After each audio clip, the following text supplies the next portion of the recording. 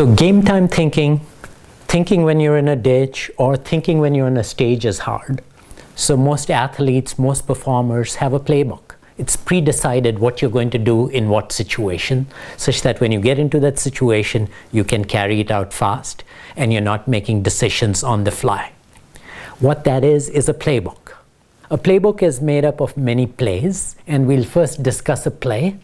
And I'm going to develop, I'll show you an example of a play that I developed to be able to deal with my being able to work on my project and move away from my existing behavior of procrastination, right? And so we said the purpose of a playbook is to minimize game time decision making.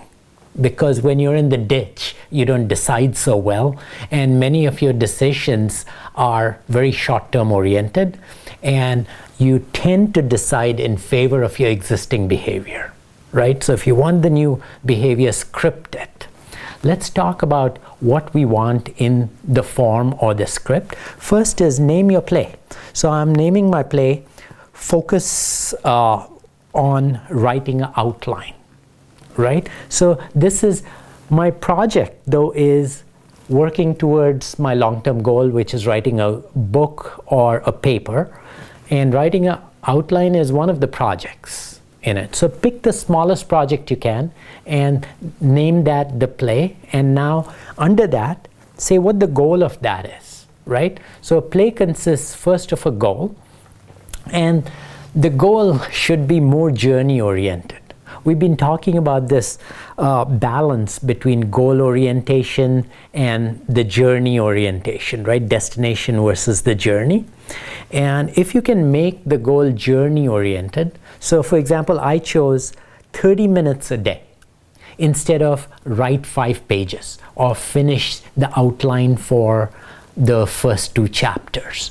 Those would be goal oriented or destination oriented. Now you're free to choose either. I recommend going towards the journey orientation, but if you do pick a goal, then make sure you're not attached to it. Doesn't really matter. As long as you're not attached to it, you can pick either. So is that clear? Yes. So first is choosing a goal and lean towards it being a journey oriented. So, and most importantly here is that you know what your aim is. Exactly. You know what success looks like. Exactly. Beyond journey versus goal. End of the day, it's about knowing what success is, so you'll know if you're doing your play or not. That is correct. The second thing is choose a trigger or a when, right? And when the trigger happens, you're going to kick in your script that we're going to talk about. You have no choice. And that's the orientation, removing game time decision making. So for myself, I chose a trigger, and I said between lunch and breakfast. I want to introduce a concept here. In life, we typically have 5 core anchors, which is time we wake up, breakfast, lunch, dinner, and time we sleep. Well, you might have only 3 because you don't have lunch or dinner, but they are anchors. So pick the anchors in your day that happen every time. And those could be important triggers before that, after that. Or if you can be very specific and you're very regimented, it could be a time, 8 o'clock. But pick 8 o'clock only if you can stick to it. Otherwise, it's going to yield to kind of defeat, right? Exactly. This happens so often, right, is that we set a routine for ourselves at a specific time, and then we hit the snooze button, and we're like, oh, I missed it again, right? Exactly. Versus these time frames allow us a little bit more flexibility to take action on the script. Yeah, and a little more about triggers. I picked a trigger which said between lunch and breakfast. It gives me enough time. And I said I'm going to do it Mondays, Tuesdays, Wednesdays, Thursdays, Fridays, weekdays. But I said Saturday is a makeup day. Right? Again, I'm not too regimented. I'm saying this is my intention, Monday to Friday. But if I miss a day, I still want to hit my 5 days. So Saturday could be my makeup day. So again, I'm giving you an idea on how to develop flexibility, yet reduce game time decision making. And you want to find a good mixture. You don't want to give yourself too much flexibility, which is any one of these 7 days. Well, it works if it works for you, but it's too much flexibility. Then you might come to Sunday and then you might not hit Sunday. right? An important concept here with the trigger, right, is that so often we end up doing the old behavior. And so when you can recognize what happens before you do the old behavior, and there's a trigger there. So for example, let's say it's eating chocolate cake after you finish dinner. Well, finishing dinner, that time frame from dinner onwards is the trigger. It's triggering the old behavior. Totally. Right? And so that's the concept here with trigger. And so recognize that time frame where that old behavior is likely to happen, right, and define it with the trigger, with a when. Exactly. The other kinds of triggers, when hungry could be a trigger. When I'm angry could be a trigger. When I'm sleepy could be a trigger. So trigger need not be time related. It could be an event. Or when I'm with my boss could be a trigger.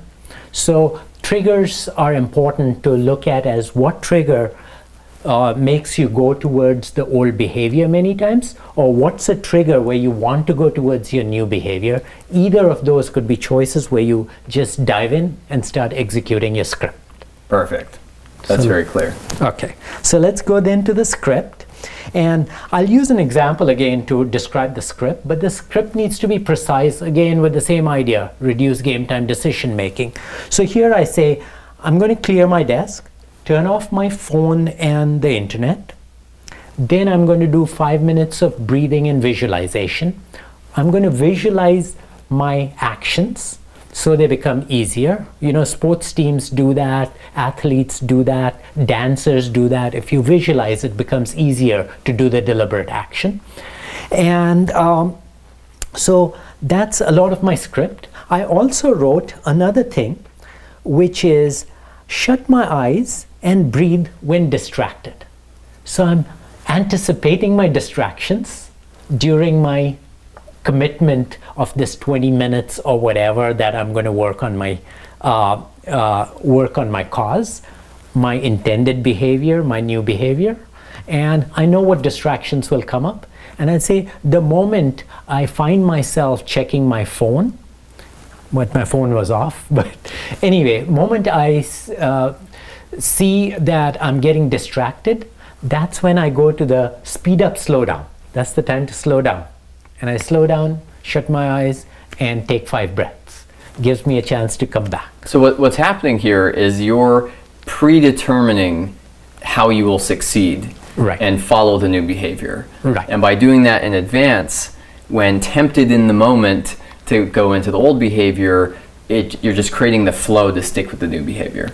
Exactly. A few other examples for you to consider putting in your script is put a timer. For example, I could have put a timer for 20 minutes or 30 minutes. Put a timer for 5 minutes. I'm using an app which is an interval timer. Every 5 minutes it beeps at me, and every 5 minutes I can go back and say, am I sticking to my intentions? And if I'm not, I'm going to take an awareness break. So there are many types of scripts, but one of the important scripts, particularly if you're going to work on a longer task that is usually distasteful, cut it down into chunks, put a timer for 15 minutes, take a rest for 5 minutes, or do something fun for 5 minutes. Or let's go to the next step, which is when done, we're talking about a celebration. A celebration needs to be also predetermined. It need not be one thing, but I said 5 minutes of dancing. Become famous. You and I are famous for dancing in the bathroom. Apparently. Right. And I hope they've watched the previous module so they understand that comment. Exactly. Or it's incentive for them to go watch it. Exactly. And or a funny video or a cookie. But it's the concept of a celebration. And the celebration brings a dopamine hit and allows you to go towards your behavior.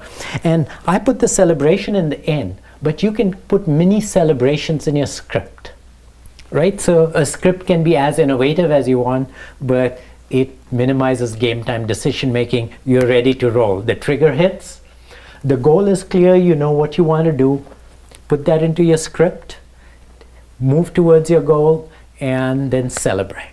I really love this part, as it's understanding brain chemistry and how that dopamine hit is addictive. It's like a drug. We want, our bodies naturally want to feel that release. And so by creating these celebrations and ensuring that release happens, we make it, it makes it a lot easier to follow these scripts, right? Right. Great. So next what we're going to do is give you a gift, and it's a visualization that will help you prepare for a tough task that you're taking on, a new behavior that you're taking on, and it applies to any new behavior you want.